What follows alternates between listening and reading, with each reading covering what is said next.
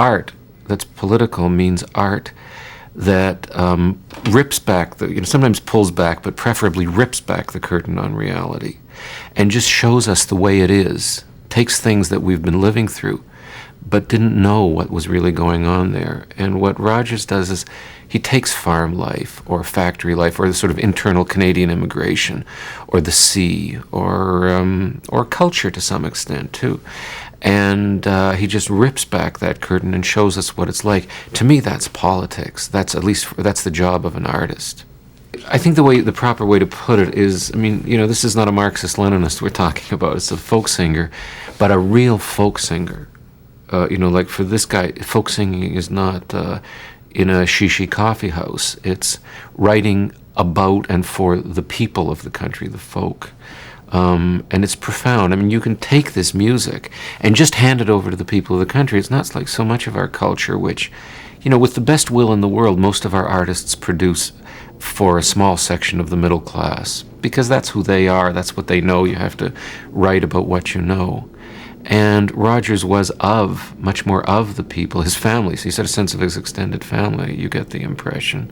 And he also went to them and learned about them, and he caught their concerns, and he caught their inner voice, I'd say, although what he turned it into was high art, was beautiful language. It's a marvelous sort of combination, because really you've got, I think, wonderful words, wonderful images and diction and presence. And yet it's the heightened voice of the people.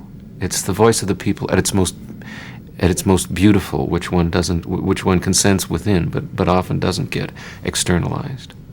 What you get in Rogers, again, that you get in nobody else. And in a sense, I don't think of Rogers as a singer, and I don't think of him. I just don't place him in comparison to other singers. I place him in comparison to Canadian art. Whatever it is, painters, poets, novelists. He produced through music visions of our reality. And in that respect, how he differs from them is in that full-out, passionate... Most Canadian artists, I think, are what you could call ironists. And they practice irony. And if anything, Rogers, along with a few rare others like Milton Acorn, also dead now, is an anti-ironist and what you could almost call, I think, a passionist. Such a rare quality in our culture, in English Canadian culture. Not embarrassed about being passionate. In fact, you get the impression with Rogers that he was embarrassed if he wasn't passionate. He'd failed to capture the essence of whatever he was writing about. Even when he's ironic, as in Barrett's Privateers, it's the most passionate kind of irony. That's extraordinary to put those things together. Do you think there is such a thing as Canadian culture at the moment? See, I think when that Rogers' music makes all the questioning and angst about whether there is Canadian culture, as obsolete and kind of flaky as it ought to be. He didn't even. I don't know. I never knew him. I didn't know what he said. But when you listen to his music, what you're hearing is a voice that says, "We're here. This country is here. We are a people. We have a life and a history." As much as any people. People are people. Nations are nations. So of course we have a culture. I'm an artist. I'm a singer, and I therefore sing my people. I sing my culture. I can't do anything else. So you just kind of took it for granted that it was. Well, but, sort of by taking it for granted, he creates it. That's what you need. That's the real function of artists for a society. That's their public function rather than perhaps their private function, which is to externalize their own angst and their own conflicts and perform a little therapy on themselves. But as public figures, they externalize, they embody and create the inner reality of the people of the country who are not artists.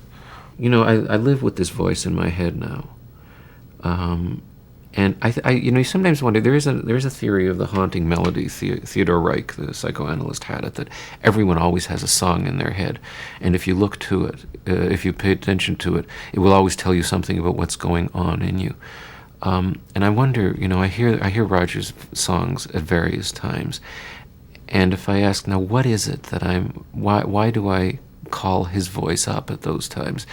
It's such a calming effect. It's so solid and not complacent remotely, but a person who knows the ground on which he stands, that you just want to calm down. And what else can you say about Roger's voice?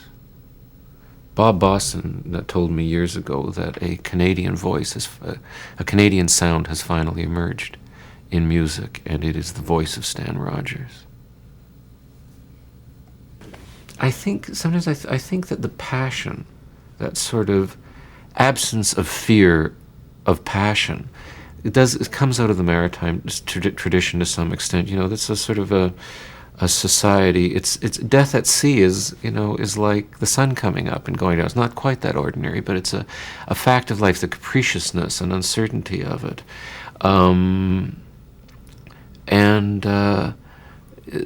Seafaring people, fishermen and so forth, are they live with the capriciousness and the peril of nature all the time. It already sounds trite when you start talking about it, and they write their songs about the constant peril of the sea.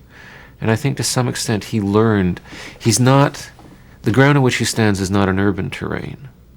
It's not cultivated and effete and complex in that way. It's that windy, rocky, dangerous maritime terrain.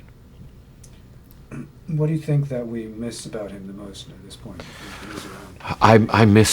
I miss him not being here. I mean, who else takes that up? The guy was 33 when he died in that plane crash.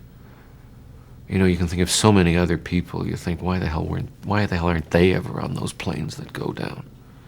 People who suck life out of the society. And then Stan Rogers. It's just extraordinary. When you look at his work, it feels like a complete body of work. And he was 33. By all odds, you would have to say he was just getting started. It's just this sort of extraordinary mystery. It's this huge gap. What would he have said? What would he have sung? And what kind of attention would he have drawn to himself? And what would the country have discovered about itself through his songs?